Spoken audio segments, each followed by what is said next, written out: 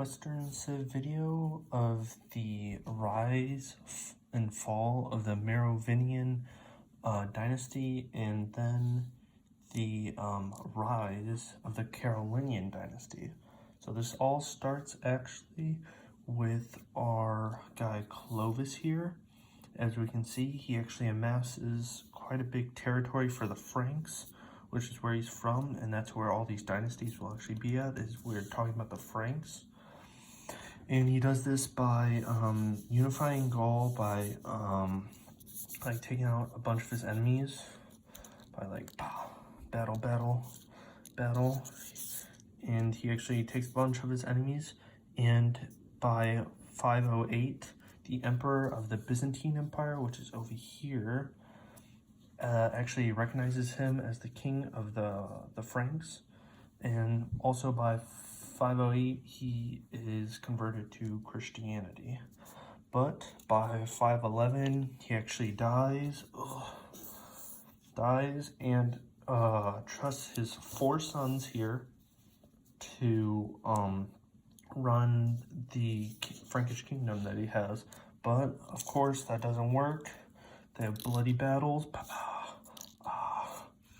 and by 558, with years of this bloody conflict from his 4 sons, we actually get the next ruler of the Frankish kingdom, which is Clotaire here, and he actually battles many of the kingdoms around him, gains territory by taking out this Burgundian kingdom here, battles them, takes some from the Visigoths here, and we actually turn to our next map, in which he amasses this territory. And so he's fighting, he fights other people, so he's actually conquered all of Gaul. And but soon after he actually dies, Clotaire the First dies, and so there he goes. And again, not learning, he has his 4 sons actually battle and fight it out. And soon after that, we actually get our next Frankish king, which is actually Clotaire the Second. And honestly, he really doesn't do much. He just moves the capital and just sets up political things within the Frankish kingdom. Soon later, he actually dies. In 629, dies. Oh, he's gone. He has some sons battle it out, but the one who actually ends up winning the crown is Dagobert. And again, he just unified again on the Frankish kingdoms, because of course, after every king revolts throughout the kingdom. So then, but he really doesn't do much. He tries to do some campaigns, but fails to expand the empire whatsoever. But he does some political ties, and actually has the Saxons here help ally and defend the Frankish kingdom. So later he dies. Oh, actually not yet, because we actually have in the background, as the mayor of the palace, we have the first Carolinians come, because all of these kings have been from the Merovingian family. We have the Carolinians come and politically kind of weasel their way in. Dagobert dies. Oh, he's actually gone. So then we have Pippin the Second here, and basically he is the ruler of the Frankish kingdoms, and he kind of controls things. The kings, which are the Merovingians, are just figureheads, so they don't really do anything. So Pippin consolidates power, and they kind of get their name Carolinian because they're from Charlemagne. So actually he goes away. And actually, who we have coming up is Charles Martel. And again, he is just the mayor of the palace for the Carolinian family. And what we have is Charles here. He actually does a lot. He took down a revolt. He consolidates more power, taking more things.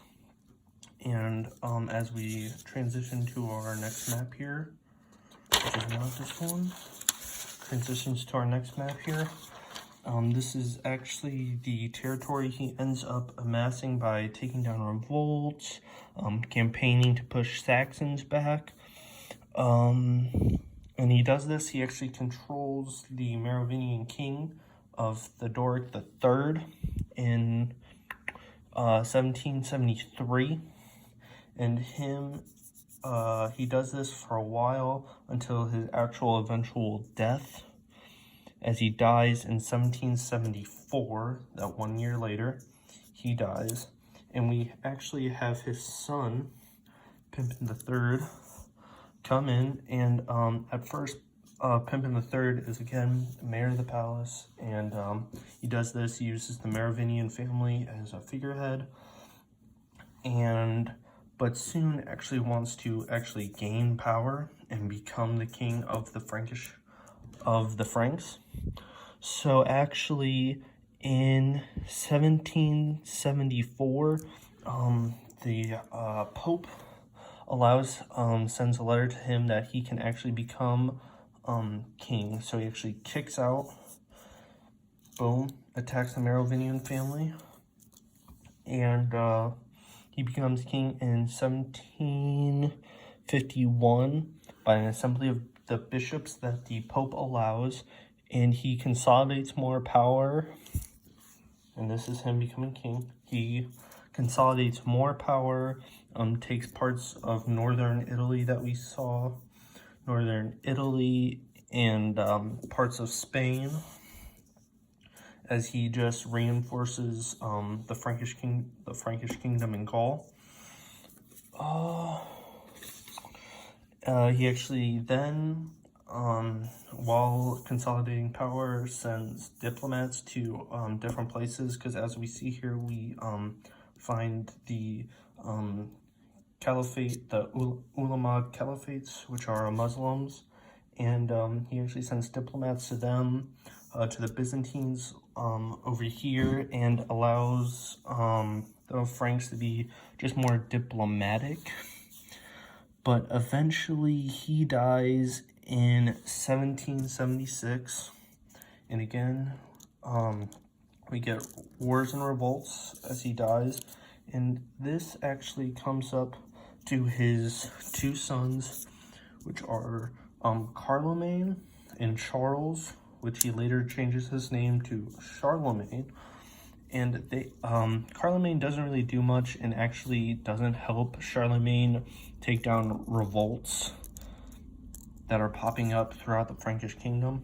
He actually doesn't help at all, but actually he just later dies, and Charlemagne, as we see here, becomes king of the Frankish kingdom. And as king, he actually very much expanded the Frankish kingdom to become almost an empire and become a true powerhouse within Europe at the time. And he actually faced serious revolts, as I said, but after that, he was actually able to conquer lots of areas. He took out all of Italy, taking out the Lombards, reinforced Spain here. He pushed back the Saxons even more, to even a much more degree. And he actually captures the capital city for the Lombards, and for this, after taking out all of Italy, he gives actually part of the territory to the Pope and the Christian world at the time, and he actually makes them the Papal States. He took, and then he found other, because in all of this, which is just blank space, it's just lots of smaller people's territories, like nomadic people moving around. He looted lots of them, took lots of their things, and as they were expanding, they were starting to fight the Umayyad Caliphate. He signed a treaty with them. He started to push towards the Byzantine Empire. Later signs a treaty with them so that they're good. And actually in 800, he is crowned emperor in Rome, within Rome, by the Pope. So the Pope really did this just so he has an extra ally in the West due to the Muslims coming up. And by the end of his rule, he ruled from 768 to 813. By the end of this rule, he was an emperor, but later dies, of course, in 813, and is succeeded by his son, who he actually finally now has a line of succession on his son Louis the First, but he doesn't actually really do much. He lets the empire remain united under him. He improves relations with the northern people, which are kind of like Vikings at the time that have always been raiding the Frankish kingdom, but they're not really big. And he ruled till 840, when he passed his crown to his 3 sons. But by this time, the 3 sons fought all the time. They split up actually this Frankish kingdom into 3 sections. So it wasn't really an empire anymore. The 3 sons were not emperors. And then after this, we see kind of the Frankish kingdom decline. But I hope after these video, you can see the rise of the Merovingian dynasty, the fall of it, with the eventual rise of the Carolinian dynasty, with then the fall of them.